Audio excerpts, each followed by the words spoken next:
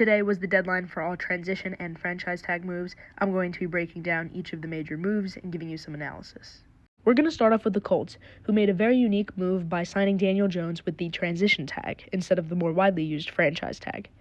The transition tag is very similar to the franchise tag in that it'll keep a player on a team for one more year while paying them financially top dollar for their position.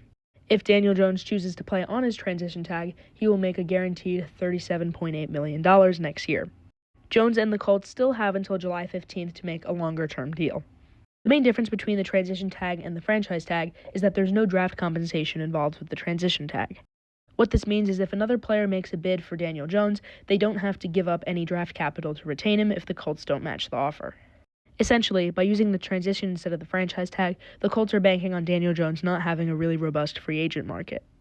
This is likely true, as although Jones is one of the top free agent quarterbacks, he does have a lengthy injury history, including his Achilles tear, so you'd be unsure when he would start for your team next season.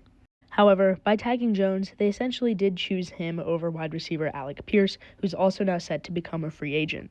The Colts and Pierce still have until next Monday to get a long-term deal done. However, I do think Pierce will test his options in the open market because there's not a lot of wide receivers available, and he is projected to be one of the top ones. In other news, the Bengals did not tag Trey Hendrickson in any way. It's unlikely Hendrickson would have played for the team next season, but there were rumors circulating that the Bengals could have tried to do a transition tag and trade with Hendrickson. Instead, though, Hendrickson will hit the open market as one of the top free agents in the class, whereas the Bengals will receive no direct draft capital from other teams.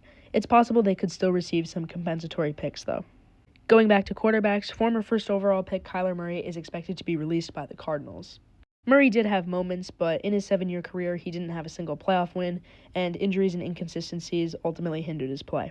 Given the thin quarterback market, though, I think there would be a lot of teams interested in Murray's services. I'd keep an eye on the Vikings, who are looking to bring in some competition for J.J. McCarthy, or the Jets, who have currently no good plan at quarterback either. Speaking of the Jets, they may not know who's going to be under center next season, but they do know who will be in the backfield, as they franchise tag Breece Hall. The Jets have expressed interest in signing Hall to a longer-term contract, and now with this tag, they'll have until July 15th to negotiate that. I think this is a good move for the Jets. Whoever their quarterback is, it's going to be helpful to have at least a decent running back in the backfield. Additionally, you've already been stockpiling many draft assets from letting other players like Sauce Gardner, Quinnen Williams, and Jermaine Johnson go, so I think you can afford to potentially try and keep one of your players around this time. Lastly, we stick with a running back here with Kenneth Walker III. However, the Seahawks chose to not tag him in any way. It is still possible that Walker could re-sign with the team before free agency begins Monday, but I think it's highly unlikely.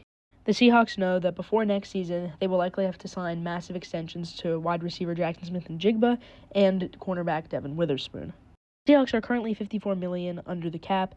However, a franchise tag for Walker would have eaten $14 million of that.